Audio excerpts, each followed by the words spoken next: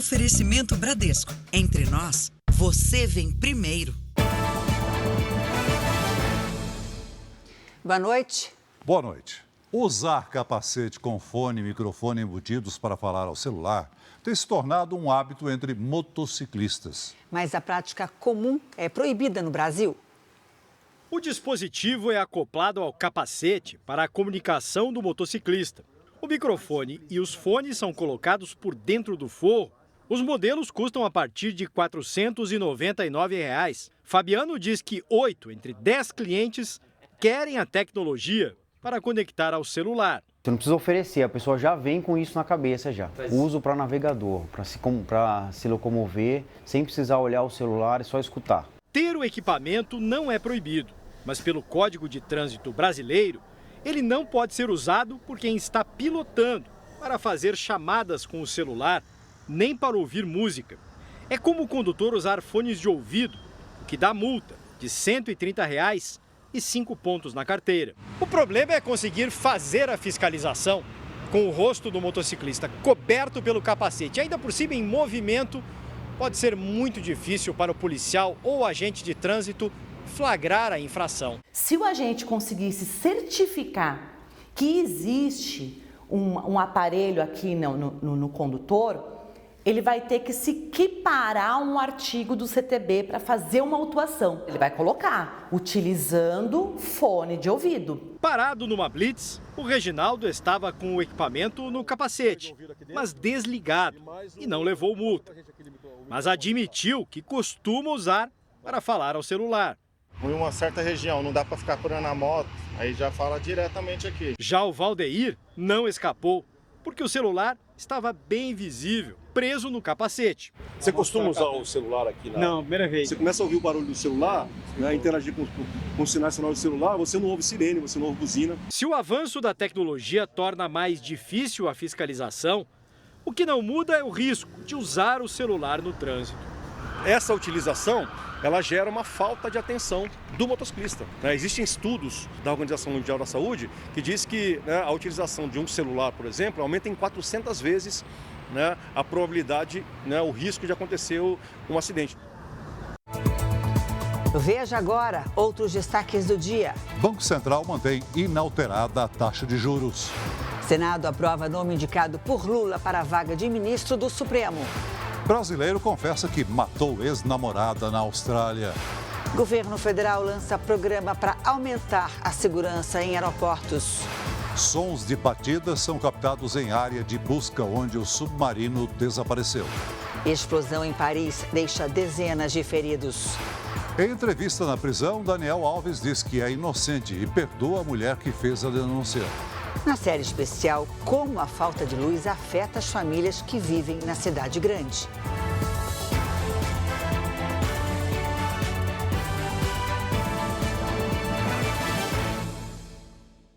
Oferecimento: Bradesco. Nunca execute arquivos enviados por e-mail ou mensagem.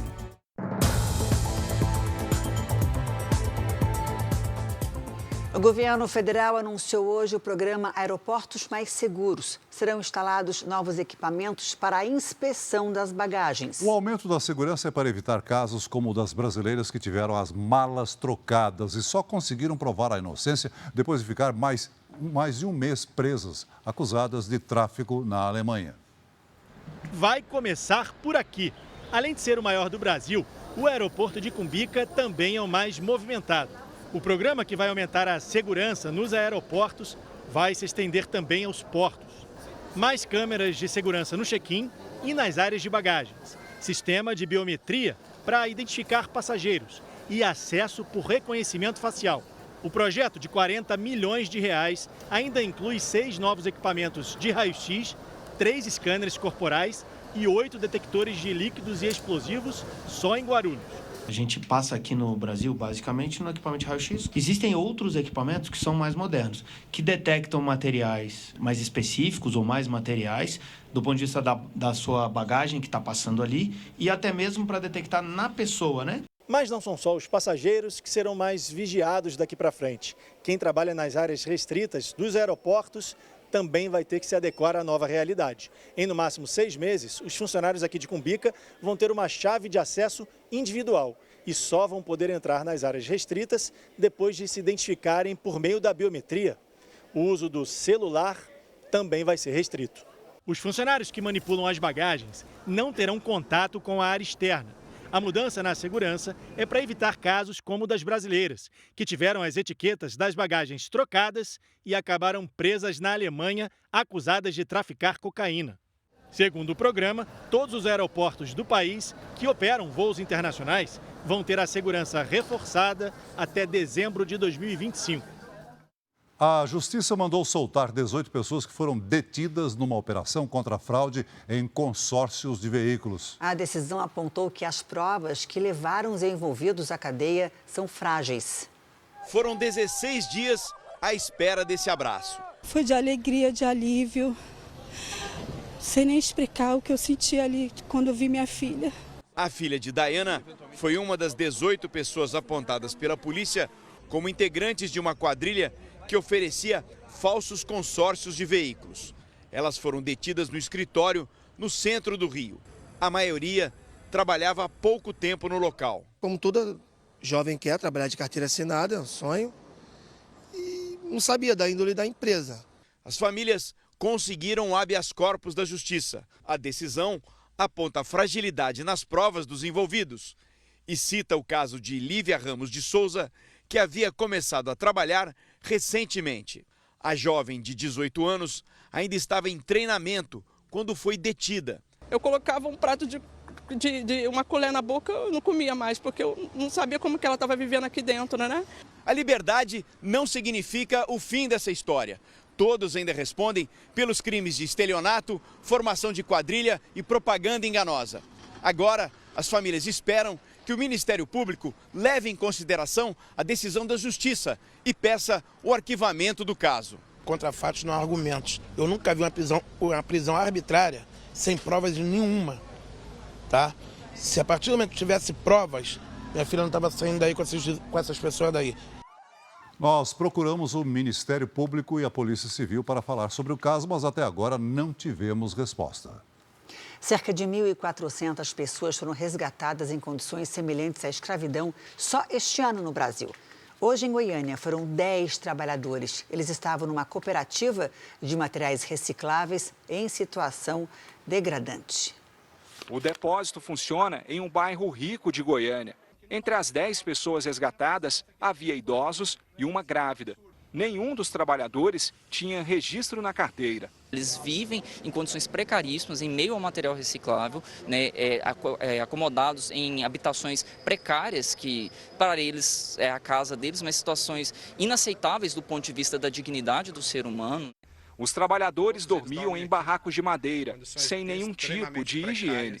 Nós temos um banheiro onde cerca de 20 trabalhadores utilizam para suas necessidades fisiológicas e tomar banho. O dono do depósito, que não teve o nome divulgado, foi preso em flagrante. Só neste ano foram resgatados mais de 1.400 trabalhadores em situação análoga à escravidão no Brasil. Segundo o Ministério do Trabalho e Emprego, é o maior número para o primeiro semestre em 12 anos. Goiás ocupa o topo do ranking, com 390 pessoas resgatadas.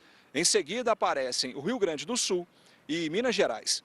Em Conceição da Barra de Minas, cidade a 230 quilômetros de Belo Horizonte, um trabalhador de 58 anos foi resgatado. Durante 16 anos, ele atuou como caseiro de uma fazenda, sem receber salário e morou num barracão precário. Tem banheiro ali dentro? Tem banheiro, não. A pena para os patrões pode chegar a 8 anos de prisão. De fato, a condição por si só, degradante, já reduz a pessoa que é submetida a essa condição a de escravo, né? A escravidão em pleno século XXI. O traficante Fabiano Atanásio foi condenado a 225 anos de prisão pelo ataque que derrubou um helicóptero da polícia e matou 3 agentes no Rio de Janeiro em 2009. Na sentença, a juíza destacou que a ação foi semelhante a um ato terrorista. 6 pessoas, entre elas 2 médicos, foram alvo de uma ação do Ministério Público do Rio Grande do Sul. A suspeita é de cobrança por consultas realizadas pelo SUS. 2 servidoras da saúde das cidades de Segredo e Sobradinho repassariam parte do valor aos médicos. Mais de 800 quilos de cocaína foram apreendidos pela Polícia Civil de Santarém, no Pará. A droga estava enterrada às margens do rio Tapajós. Ninguém foi preso.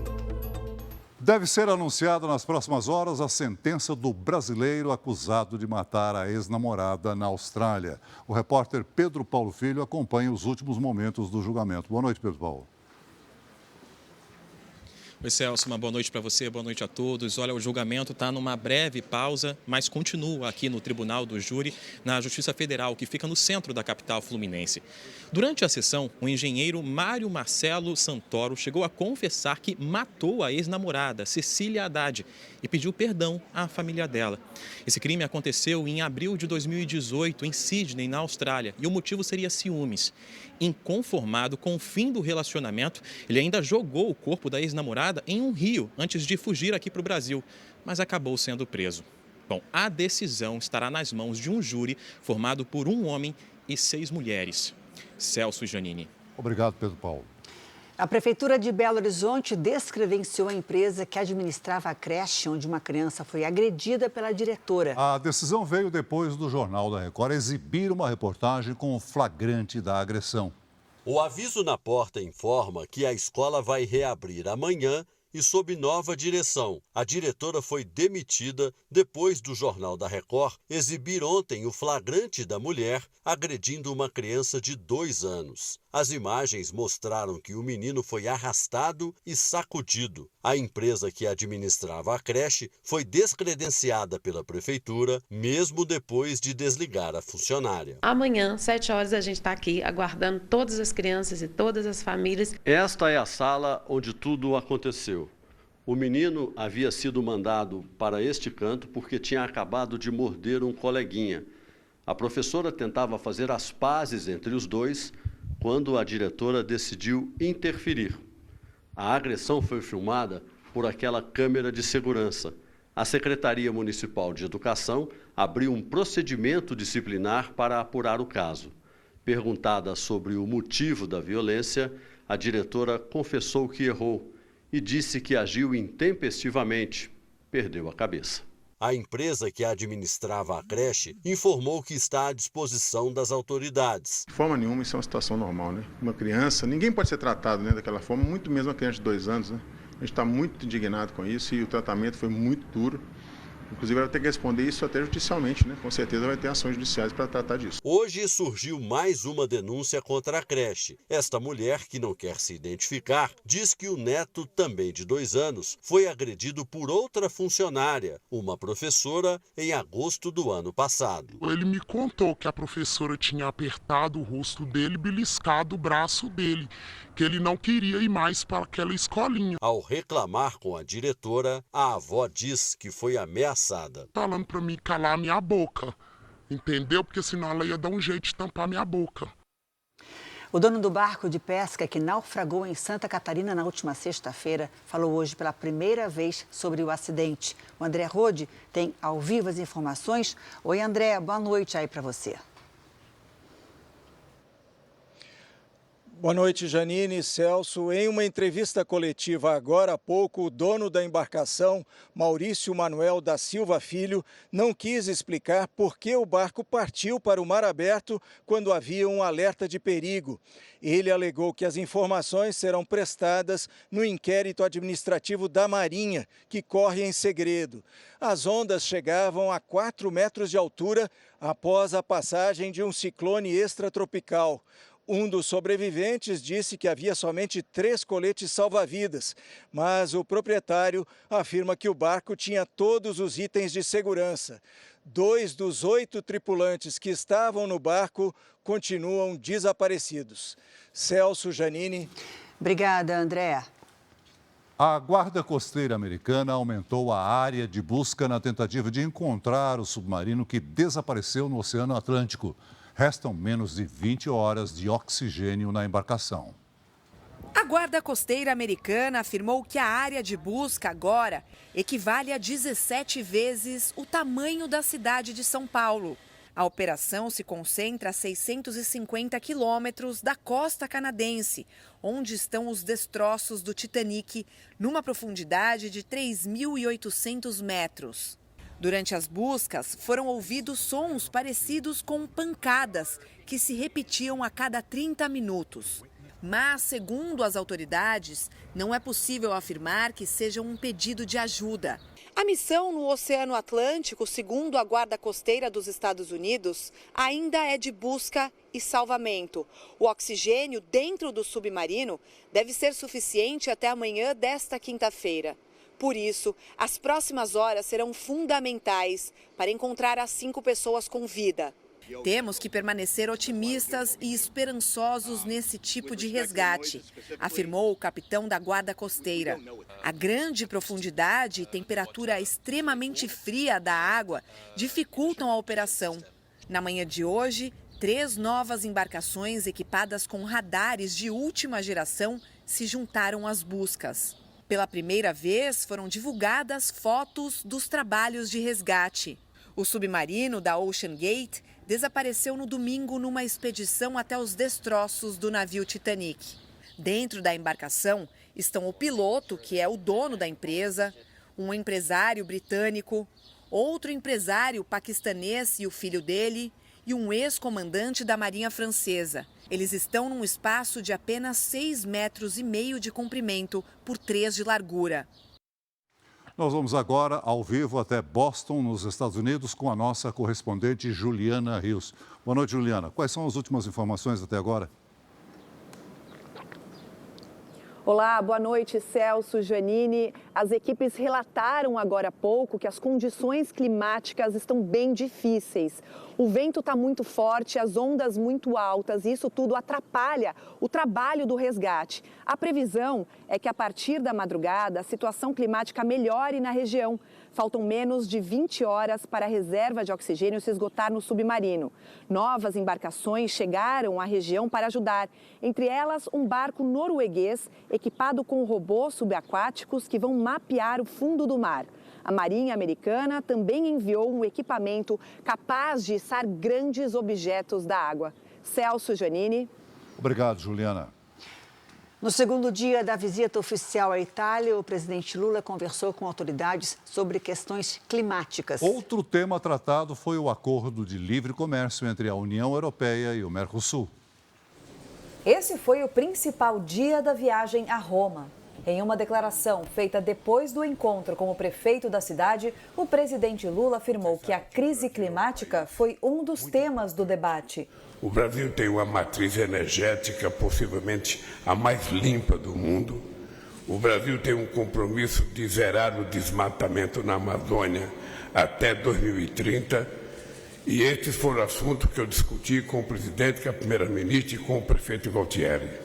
Mais cedo, Lula se reuniu com a primeira-ministra Giorgia Meloni, eleita em setembro do ano passado. E ainda teve uma reunião com o presidente italiano, que está no cargo desde 2015. O presidente Lula foi recebido pelo presidente italiano Sergio Mattarella no Palácio do Quirinal, em Roma. Na agenda, temas como cooperação na área da defesa e o acordo de livre comércio entre Mercosul e União Europeia. Destravar a negociação do pacto com os europeus é um dos principais objetivos do governo brasileiro nos próximos meses. Lula também teve um encontro com o Papa Francisco. Amanhã, o presidente embarca para a França, etapa final da terceira viagem para a Europa neste mandato. Aqui no Brasil, o Senado deve votar ainda hoje o novo marco fiscal para o controle dos gastos públicos. O projeto foi modificado pelos senadores e terá que ser analisado de novo na Câmara.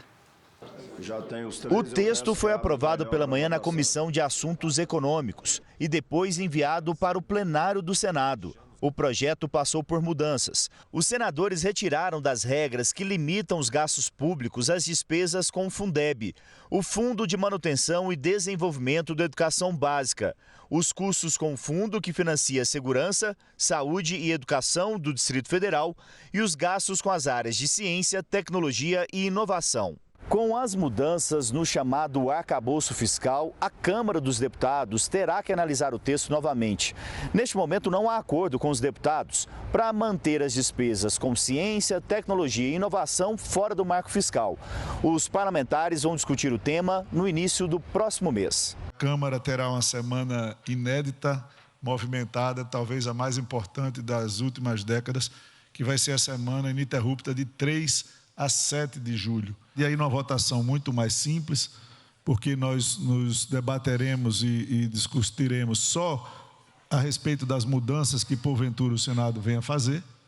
Não vai ser mais aquela discussão ampla. O ministro da Fazenda, Fernando Haddad, disse hoje que o sucesso das novas regras fiscais depende da aprovação da reforma tributária. A reforma tributária é um dos pressupostos da regra fiscal, porque ela traz segurança. Ninguém aguenta mais, nem o fisco aguenta, nem o contribuinte, porque está todo mundo pisando num solo pouco firme. Nós não temos segurança nem para tomar as decisões de investimento, tanto do lado privado quanto do lado público. O presidente em exercício, Geraldo Alckmin, falou exclusivamente ao Jornal da Record sobre o novo arcabouço fiscal. Eu entendo que o regime fiscal é fundamental, é ele que dá a garantia de que nós vamos ter uma estabilidade da dívida sob PIB e depois a sua queda, com superávites primários consecutivos. Vamos então a Brasília saber como está a votação do arcabouço fiscal no Senado. Quem acompanha a sessão é o repórter Tiago Nolasco. Boa noite, Tiago. Oi, Celso. Boa noite para você, para Janine e para todos. Os senadores encerraram agora há pouco o processo de discussão e, nesse momento, estão orientando a votação. A expectativa é pela aprovação do arcabouço fiscal aqui no Senado, onde o ambiente é considerado mais favorável para a proposta do governo. Depois da análise do texto principal, os senadores vão discutir propostas de mudanças no projeto, que ainda vai voltar para a Câmara dos Deputados. O novo marco fiscal vai substituir o teto de gastos e cria um piso para o crescimento das despesas públicas, que só poderão aumentar se houver também um aumento da arrecadação. É com vocês em São Paulo. Obrigado, Tiago. O senador Marcos Duval, do Podemos do Espírito Santo, informou que vai se afastar das funções no Congresso por orientação médica. Na semana passada, ele foi alvo de uma operação da Polícia Federal que investiga se o parlamentar estaria envolvido num suposto plano de tentativa de golpe depois das eleições. O senador nega que tenha cometido qualquer crime. Marcos Duval será substituído na CPI dos atos de 8 de janeiro pelo senador Marcos Rogério, do PL de Rondônia. O Comitê de Política Monetária do Banco Central decidiu manter a taxa básica de juros em 13,75% ao ano. A justificativa do Copom é o cenário de desaceleração da economia previsto para os próximos meses. Foi a 7ª reunião em que o comitê manteve a taxa Selic. A próxima está marcada para agosto.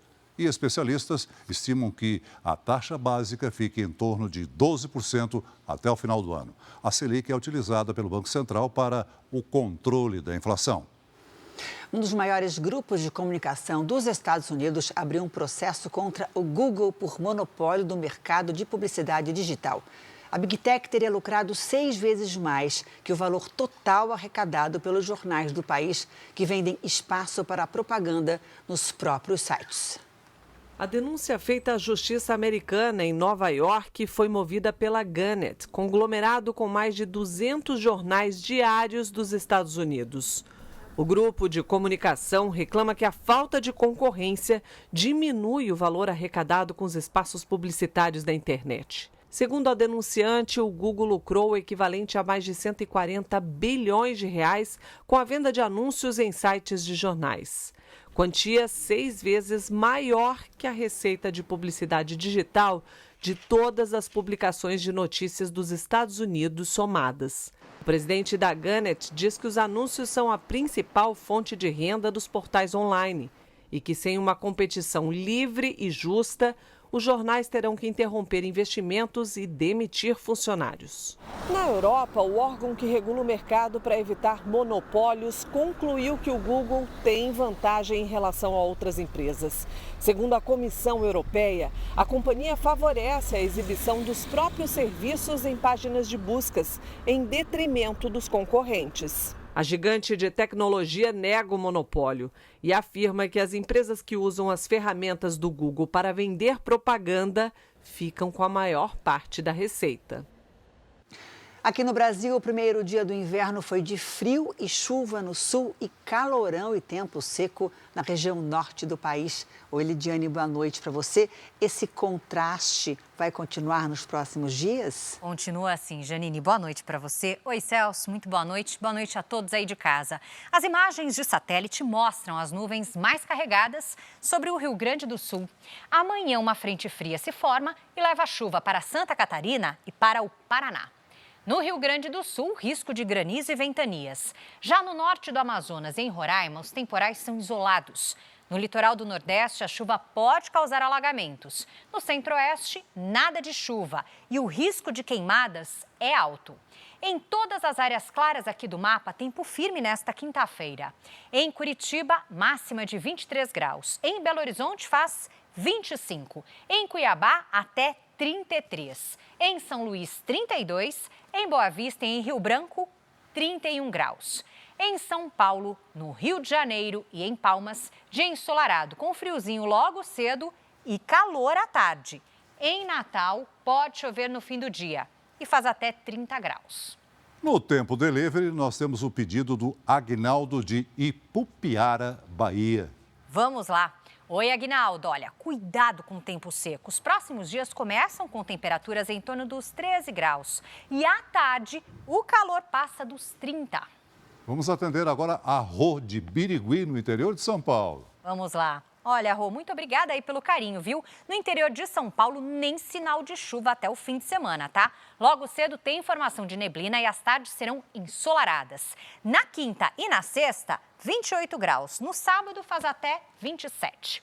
Previsão personalizada para qualquer cidade do Brasil e do mundo é aqui mesmo no Tempo Delivery. Basta mandar seu pedido pelas redes sociais com a hashtag você no JR. Janine, Celso. Obrigada, Lid. Boa noite. Até amanhã, Lid. Veja a seguir, o Senado aprova a indicação de Cristiano Zanin para a vaga no Supremo Tribunal Federal. Motorista flagrado agredindo passageiras presta depoimento. Na véspera de julgamento no TSE, Bolsonaro vai ao Congresso e diz que não planejou golpe de Estado. E na série especial, Pobreza e Violência. Os moradores de comunidades do Rio que não têm acesso regular à energia elétrica.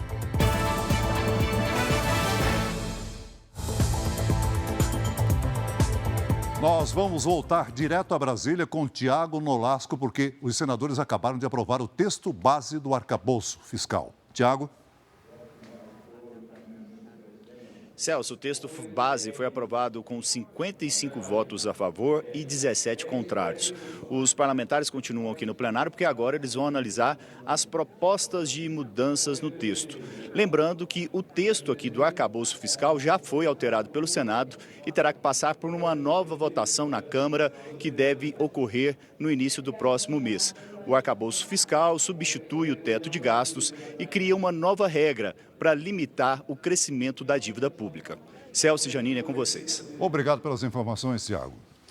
A indicação do advogado Cristiano Zanin para o cargo de ministro do Supremo Tribunal Federal foi aprovada agora há pouco também pelo Senado. Aos 47 anos, ele passa a ser o ministro da mais alta corte brasileira.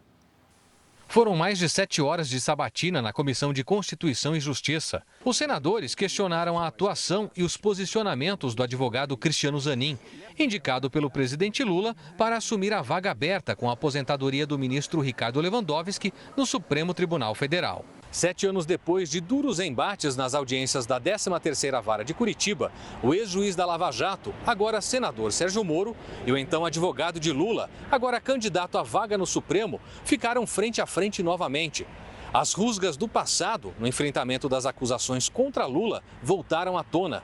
Moro disparou 14 perguntas. Não existe aí nenhuma questão pessoal envolvida, mas é nosso dever fazer uma sabatina com questões que às vezes podem ser difíceis. Moro questionou o relacionamento entre Zanin e Lula, alegando que o advogado foi padrinho de casamento do presidente com a primeira-dama Janja da Silva. E ainda cutucou o candidato sobre a anulação de processos contra Lula. E se Zanin pretende se declarar suspeito em ações da Lava Jato que eventualmente forem julgadas no STF. Todos nós sabemos que, no passado recente, quase tudo que funcionava em varas especializadas, varas criminais, muitas vezes recebia a etiqueta de Lava Jato.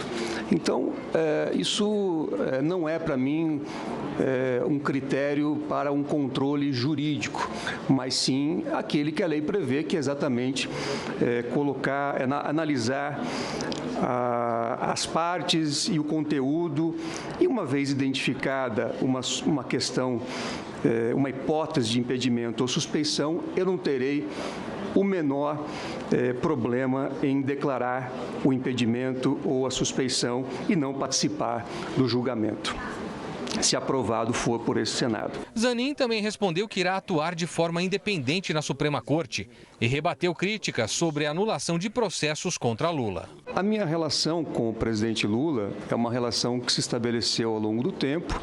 Na condição de advogado, eu tive uma convivência bastante frequente com o presidente Lula. Não fui padrinho do casamento do presidente Lula e prezo muito esta relação, assim como a relação que tenho com outras pessoas, inclusive deste Senado da República. Senadores se dividiram sobre o apoio ao advogado. Acho que a questão hoje mais premente que tem no nosso país é o fato de nós termos uma pessoa que é vítima, que é investigador, denunciador e julgador no país. E isso atenta contra o processo legal. Voto é não.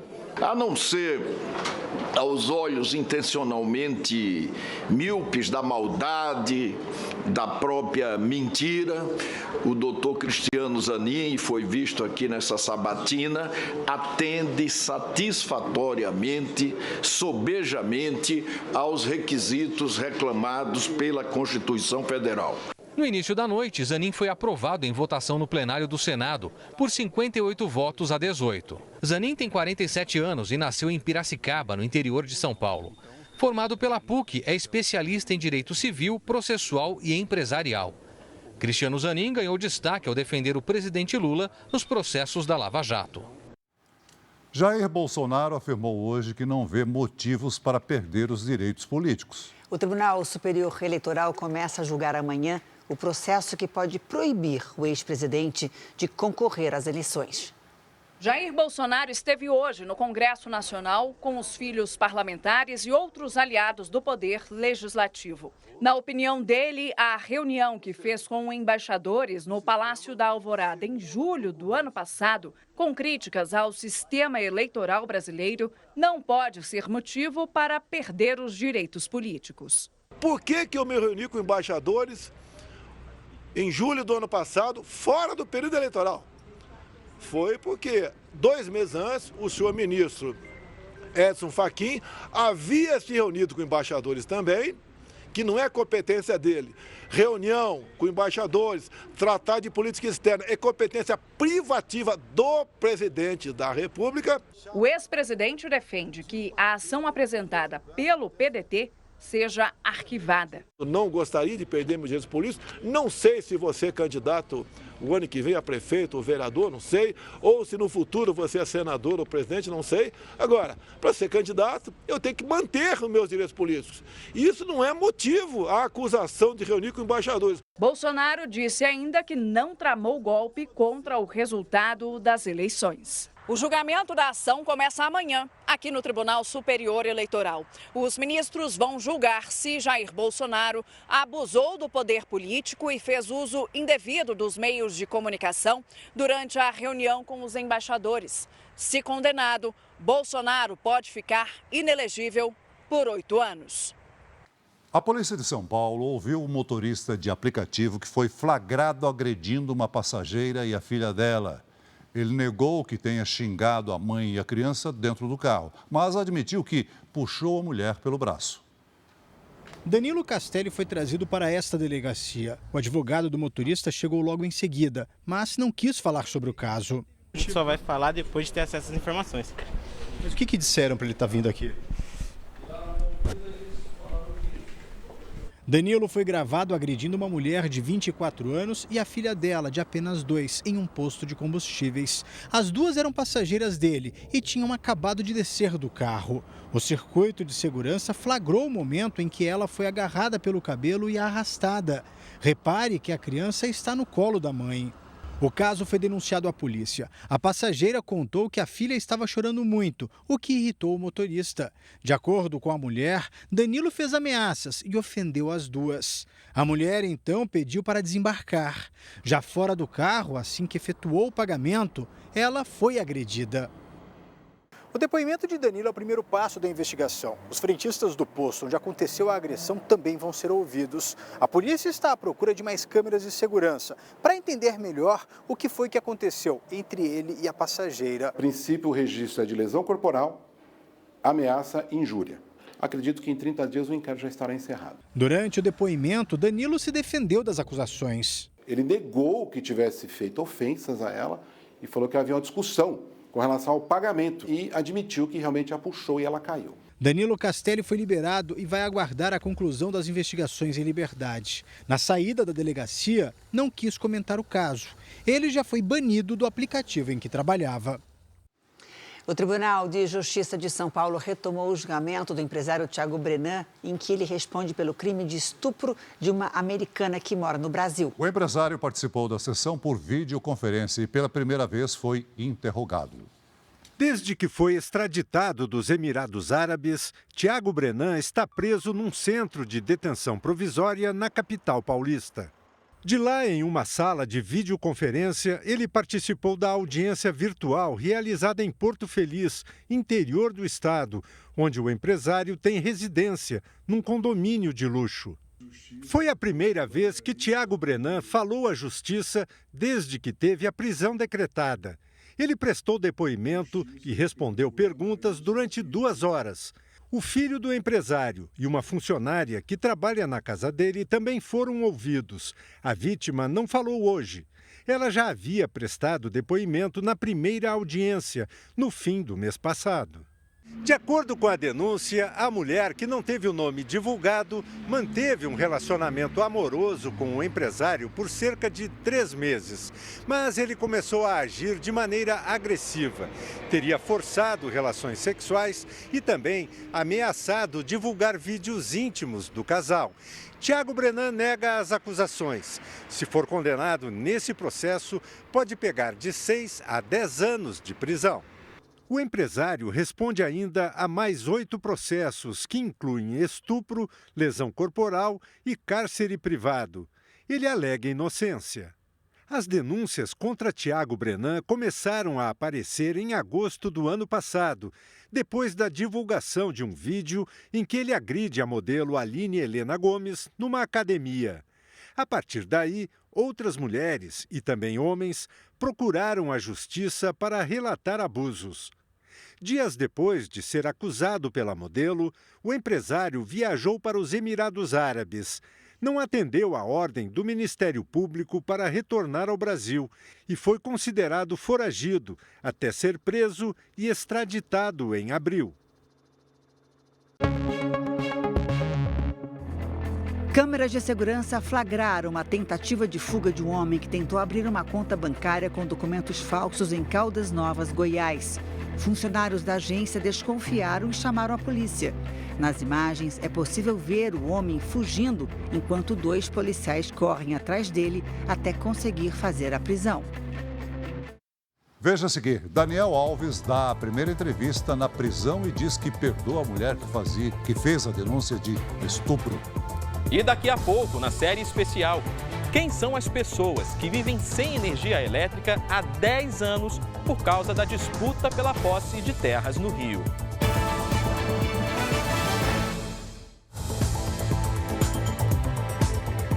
O jogador Daniel Alves concedeu a primeira entrevista desde que foi preso acusado de estupro na Espanha. O brasileiro reafirmou que a relação foi consensual e se colocou como vítima da situação ao dizer que perdoa a mulher que fez a denúncia. Daniel Alves falou ao jornal espanhol La Vanguardia. A repórter foi ao presídio para entrevistá-lo. O lateral disse estar com a consciência tranquila e que nunca machucou ninguém de forma intencional, inclusive a jovem de 23 anos que o acusa de estupro. Afirmou ainda que não sabe se ela tem a consciência tranquila, se dorme bem, mas que a perdoa, mesmo sem entender por que ela fez a denúncia. O brasileiro reiterou que a relação foi consensual. Quando foi questionado sobre as diferentes versões que deu até agora no processo, o lateral contou que mentiu para tentar salvar o casamento. Afirmou que só conseguiu dizer a verdade depois de falar para a esposa, Joana Sanz, o que havia acontecido e pedir perdão. A modelo anunciou a separação do jogador em março. O suposto estupro teria acontecido na madrugada de 30 de dezembro, numa casa noturna em Barcelona. Daniel Alves está preso desde 20 de janeiro. O julgamento deve acontecer entre outubro e novembro. Uma explosão no centro de Paris deixou 37 pessoas feridas, 4 em estado grave. Os bombeiros procuram por 2 desaparecidos. A explosão foi por volta das 5 horas da tarde, meio-dia no horário de Brasília. Com o impacto, parte da fachada do prédio desabou. Uma nuvem de fumaça se destacava no horizonte. Parecia uma bomba. Eu deixei tudo para trás e saí correndo, disse o gerente de uma loja que trabalha próximo ao local. O prédio abrigava uma escola particular de moda e design. Dezenas de pessoas se feriram. 4 estão internadas em estado grave e há 2 desaparecidos. 70 caminhões de bombeiros e 270 agentes foram mobilizados para evitar que as chamas tomassem conta de outros edifícios. A polícia interditou pelo menos 5 ruas e aqui é o máximo que a gente pode se aproximar. A explosão aconteceu em uma região bem central, no 5º bairro de Paris. Apesar de residencial, o local é bem movimentado porque tem vários bares e restaurantes. O local da explosão fica perto de um hospital e de uma maternidade, e também de um dos pontos turísticos mais visitados da capital francesa, o Jardim de Luxemburgo. Nas ruas, muitas pessoas relataram cheiro de gás. Dava para sentir na rua inteira, contou esse estudante. Uma perícia vai determinar a causa da explosão. Subiu para 48 o número de mortos durante uma rebelião num presídio feminino de Honduras. O tumulto começou com uma briga entre gangues rivais. Detentas que teriam participado do motim foram transferidas. O ministro da Segurança do país foi substituído pelo chefe da Polícia Nacional. 3 pessoas foram presas numa operação de Israel na Cisjordânia ocupada. Elas são suspeitas de envolvimento num ataque a tiros que matou 4 israelenses. Na região de Golã, próximo à Síria, ao menos 20 pessoas ficaram feridas num protesto de árabes que foram contidos pelo exército de Israel. O premier israelense pediu ordem e respeito à lei. Soldados ucranianos atacaram posições russas em Donetsk e em Bakhmut, regiões estratégicas no confronto. Também hoje, o governo russo afirmou que derrubou 3 drones na região de Moscou e acusou a Ucrânia. O presidente Vladimir Putin anunciou que novos mísseis nucleares vão fazer parte do arsenal russo. A falta de luz atinge milhões de brasileiros e até na segunda maior cidade do país, há moradores que não têm acesso à energia elétrica, isso em casa. Em comunidades do Rio de Janeiro, a falta de dinheiro e a violência são as principais responsáveis pela pobreza energética. Na reportagem de hoje da nossa série especial, você vai ver como a escuridão afeta a vida dessas famílias.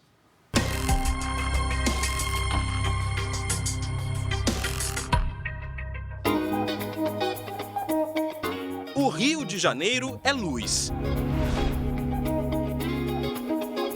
Do sol na praia, dos refletores do Maracanã, dos fogos de artifício do Réveillon. São quase 7 milhões de habitantes e mais milhares de turistas que circulam por aqui todos os dias, deslumbrados com as maravilhas de uma cidade que não para.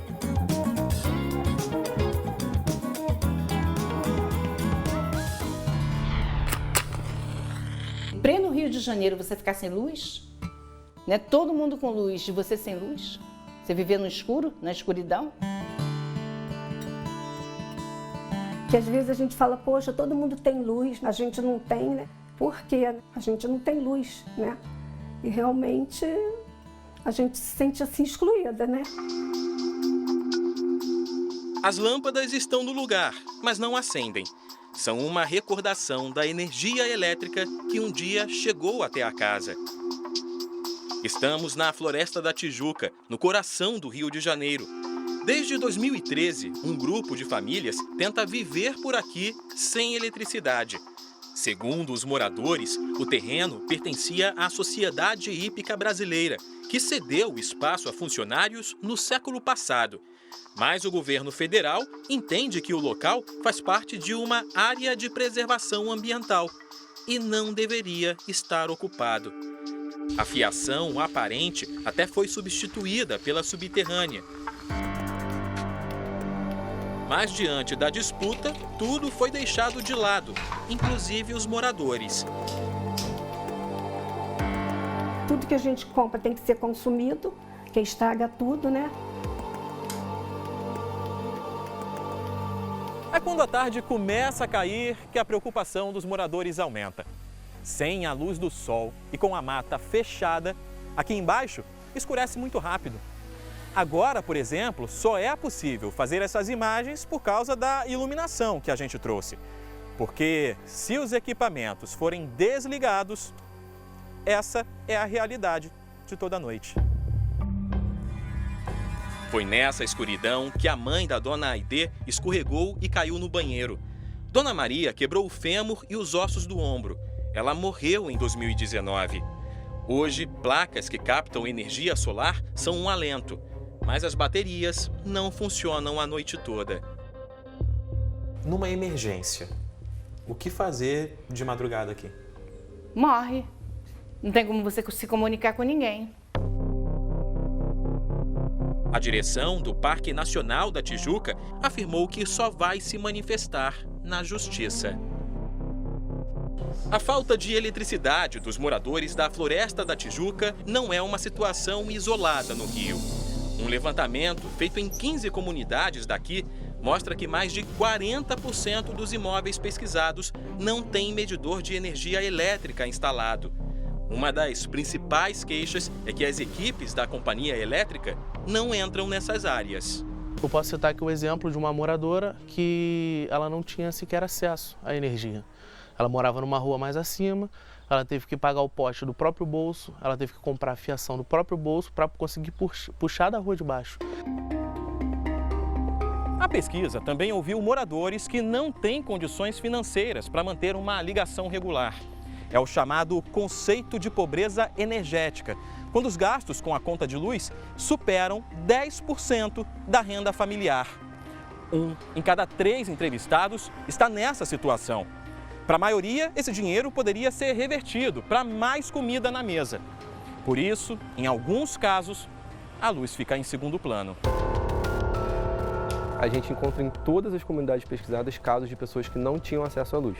São casos minoritários, tá? É uma coisa que os dados da pesquisa mostram, quanto percentual de famílias que têm luz, e a esmagadora maioria tem a luz, né? Seja ligação regular ou irregular, mas tem acesso à luz.